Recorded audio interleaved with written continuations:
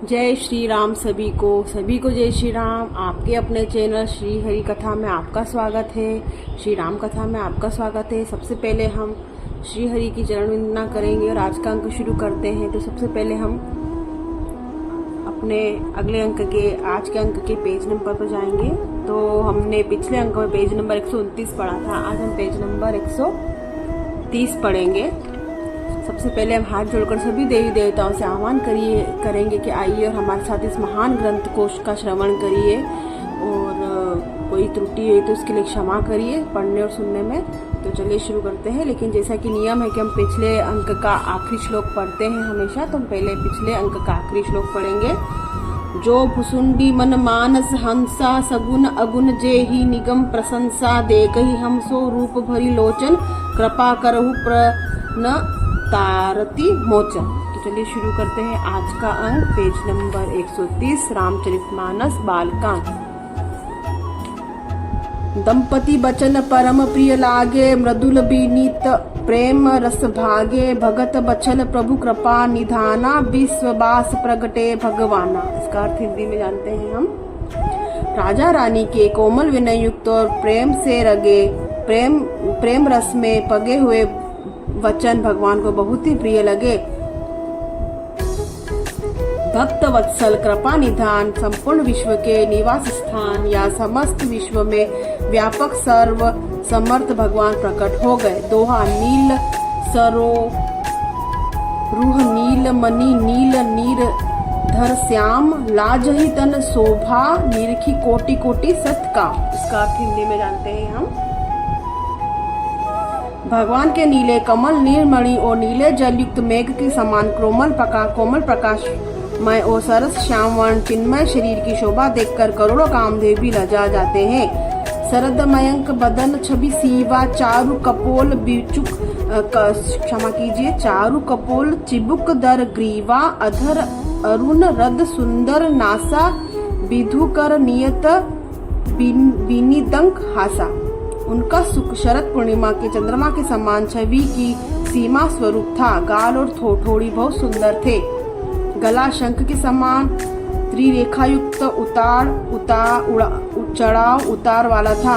लाल ओठ दांत और नाक अत्यंत सुंदर थे। हंसी चंद्रमा की किरण वाली को नीचा दिखाने वाली थी।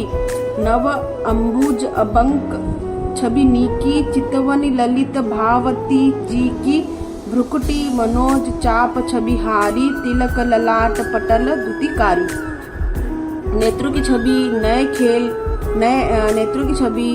नए खिले हुए कमल के समान बड़ी सुंदर थी। मनोहर चितवन जी को बहुत प्यारी लगती थी। टेढ़ी बोहें कामदेव के धनुष की शोभा को हरने वाली थी। ललाट पटल पर प्रकाशमय तिलक था। कुंडल मकर मुकुट सिर भ्राचा कुटिल केस जनु मधुप समाजा उर श्रीवत्स सुरुचि बन माला मदिक हार भूषण मणि जाला। कानों के मकराकृत मछली के आकार के कुंडल और सिर पर मुकुट सुशोभित था। टेढ़े घुंघराले वाले बाल ऐसे सघन थे मानो भौरों के झुंडों। हृदय पर श्रीवत्स सुंदर वर्ण माला रत्न जटित हार और मणियों के आभूषण सुशोभित थे। केहरी कंधर चारु जनेऊ बाहु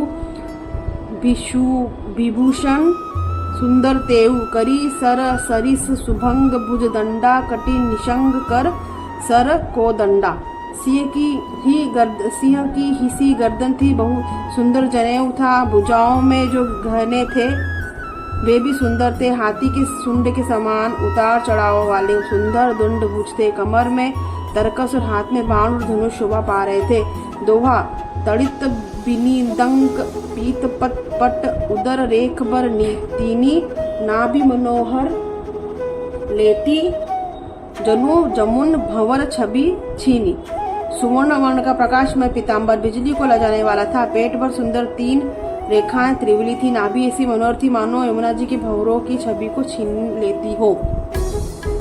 पद राजीव बरनी नहीं जाही मुनि मन मधुप बसही जैन हमाही। बाम भाग सोबती अनुकूला आदि शक्ति छवि निधि जग मूला जिनमें मुनियों के मन रूपी भोरे बसते हैं। भगवान के ने उन चरण कमलों को वर्णन ही नहीं किया जा सकता। भगवान के बाएं भाग में सदा अनुकूल रहने वाली शोभा की राशि जगत की मूल कारण का रूपा आदिशक्ति श्री जानकी जी सुशोभित है। जासु अंश उपजही गुण खानी अन्नगित लक्ष्मी उमा ब्रह्मानी प्रकुटि विलास जासु जग होई राम बान दीसी सीता सोई। जिनके अंश में गुणों की खान अगणित लक्ष्मी पार्वती और ब्रह्मा जी त्रिदेवों की शक्तियां उत्पन्न होती है तथा जिनकी बोहें के इशारे से ही जगत की रचना हो जाती है, वही भगवान की स्वरूप शक्ति सीता जी श्री रामचंद्र जी की बाईं ओर स्थित है। छवि समुद्र हरि रूप बिलोकी एक टक रहे नयन पट रोकी। चित्त वही सादर रूप अनुपत तृप्ति न मान ही मनुष्य रूपा। शोभा के समुद्र श्री हरि के रूप को देखकर मनुष्य रूपा नेत्रों के पट पल के रोके हुए एक टक स्तब्ध रह गए। उन अनुपम रूप को आदर से ही देख रहे थे और देखते देखते अगाते ही न थे। हर्ष विवश तन दुसा भुलानी पर दंड इव कही पद पानी। सिर पर से प्रभु निज घर कंचा तुरंत उठाए करुणा पुंजा। आनंद के अधिक वश में हो जाने के कारण उन्हें अपने देह की सुधि भूल गई। वे हाथों में भगवान के चरण पकड़कर दंड की तरह सीधे भूमि पर गिर पड़े। प्रकाश की राशि प्रभु ने अपने कर कमलों से उनके मस्तक को स्पर्श किया और उन्हें तुरंत ही उठा लिया। बोले कृपा निधान पुनि अति प्रसन्न मोहि जानी मागहु बर जोई भाव मन महादानी अनुमानी। फिर कृपा निधान भगवान बोले मुझे अत्यंत प्रसन्न जानकर बड़ा भारी दानी मानकर जो मन को भाए वही वर मांग लो। सुनी प्रभु वचन जो ही जोरी जुग जा पानी धरी धीरजू बोली मृदु बानी। नाथ देखी पद कमल तुम्हारे अब पूरे सब काम हमारे। प्रभु के वचन सुनकर दोनों हाथ जोड़कर और धीरज धरकर राजा ने कोमल वाणी कही, हे नाथ आपके चरण कमलों को देखकर अब हमारी सारी मन कामनाएं पूरी हो गई। एक लालसा बड़ी उर्माही सुगम अगम कहीं जाती सो नाही। तुम ही देत अति सुगम गोसाई अगम लाग मोहि निज कृपनाई। फिर भी मन में एक बड़ी लालसा है, उसका पूरा होना सहज भी है और अत्यंत कठिन भी है। इसी से उसे कहते हैं नहीं बनता। हे स्वामी आपके लिए तो उनका पूरा करना बहुत ही सहज है पर मुझे अपनी कृपणता दीनता के कारण वह अत्यंत कठिन मालूम होता है।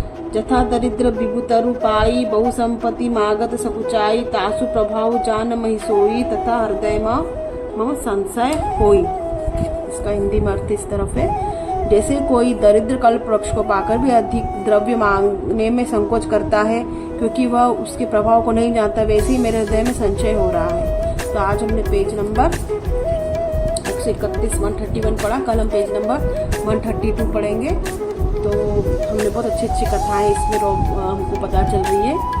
तो आप ऐसे ही जुड़े रहिए आपकी अपनी चैनल श्री राम कथा में। और आपको कोई भी सुझाव देना है तो आप कमेंट में जरूर लिखिए, आपके सुझाव का स्वागत है। तो अगले अंक पेज नंबर 132 में फिर आपसे भेंट होगी।